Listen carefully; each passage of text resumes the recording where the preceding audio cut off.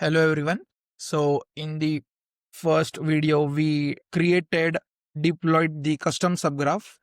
So in this video we will be fetching the data from the custom subgraph that we created. Simply we need to navigate to the same directory, which is the main directory we named as a rootstock graph. So here we will be creating a folder name client. So now we will be using the new terminal for the client. So we will navigate into the client folder, and now we will be installing the wait into our local. So for the same we will be using the command as npm create wait at the rate latest, and here we will be naming our project as rsk graph, and here we will be selecting the network as react, and the variant for the same we will be choosing as javascript without swc. So now you can see it has installed all the required packages, project structure that we will be needing. So now we will be navigating to the RSK graph project directory, and we will be installing all the packages that we will be needing throughout the project. So now as you can see, it has successfully installed all the required packages. So now we will be seeing all the files and folders it has created. So firstly there is a folder of packages called node modules, into which all the packages are installed to run the project, including all the React packages. Public is a folder where all the static images, metadata information are stored. SRC basically is a folder where all the components, assets required for our program to be run successfully are stored, into which the app.jsx is the main file, into which we write all the main component code. So package.json is a file where all the scripts, dependencies required to run the application are written.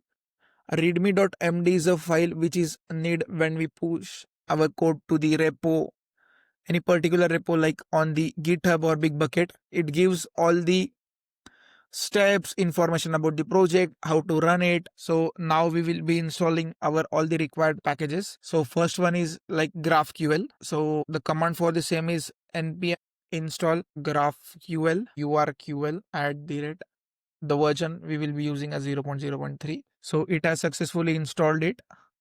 So GraphQL is a high configurable and flexible GraphQL client for React, and urql a data querying tool. So now we will be navigating to the app.js. Here we will be removing the unwanted code. First we will remove all the data. Here it is as unwanted to us as of now. Now we will be simply writing the code to run our project. So first we will be importing the use effect, then we will be importing the create client from the urql. Now we will be importing the app.c. So first we will define the use state and const that we will be needing throughout our project. So let's define the const as transfers and set transfers, and we'll initialize the starting value as empty array. Now we will be adding the const for the query URL, which we can get on the Subgraph Studio into the endpoint section. So we simply need to copy this and paste it over here. Now we need to define the client by using the function create client, and we'll assign the value of URL to the query URL. Now we will be writing the query. So I will highly suggest you to first make your query through the playground and then simply use it to get all the values. So as of now I will be simply displaying the data from the transfer entity. So yeah, as this contains the data, I will simply use the same query.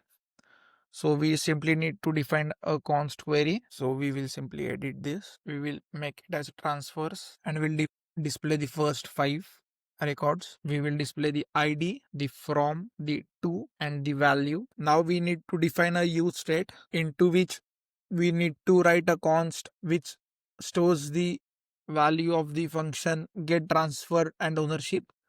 So let's name the variable as get transfers and ownership, into which we will be writing the async function. Here we will be defining a const with data which will fetch the value from the client query, and then we will simply assign the value with the function from the use state we defined, say transfer data.transfer, and then we will simply call the function which is the get transferred and ownership, and this is the dependency array we passed. Now we will be completing the return statement. So first we will display the heading as transfers information, then we will display the values. So we will simply first check if the lengths are greater than 0, and we'll map the transfers array, we'll pass it transfers, and we'll give the value, and now we will be returning it. So first, so let it be like id, as id are the common attribute for all the have unique values present. Now we will be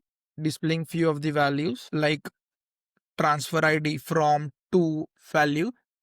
So we will be simply making it as bold by using the strong command, tags strong, into which we will be displaying the transfer id. Now we will be displaying the from value. So we can simply copy paste this all the values. Here we will be giving the value as from, and the value is stored into the transfer.from. Now we will be displaying the value of 2, displaying it using transfer dot. Now we will be displaying the value of value. Simply we will copy pasting it and updating the value. And we need to close the div.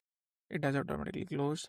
We can simply add colon for all the values. So yes, as you can see, we have successfully written the code to fetch the data from the deployed subgraph. So we will first clear the terminal, and to run it we simply need to write the command npm run dev.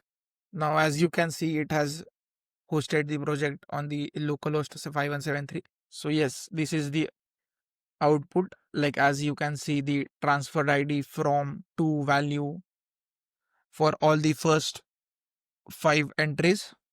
You can simply cross verify it from the playground itself. So now we have successfully fetched the data from the deployed subgraph. So if you want, you can also use the curl request, the React code itself. So you simply need to, like here, copy paste this code and paste it into your app.jsx and update the values that we need. Also, they have given us the inbuilt code for the Next.js, similarly for the node. So if you face any kind of doubts, you can simply join the graphs Discord, Telegram, and ask your doubt under the respective channel. Also, you can join the Discord for the Rootstock and ask your doubt under the respective channel. Also, Rootstock has their own AI chatbot into which you can ask and get all your doubts cleared in real time. So thank you everyone. Happy coding.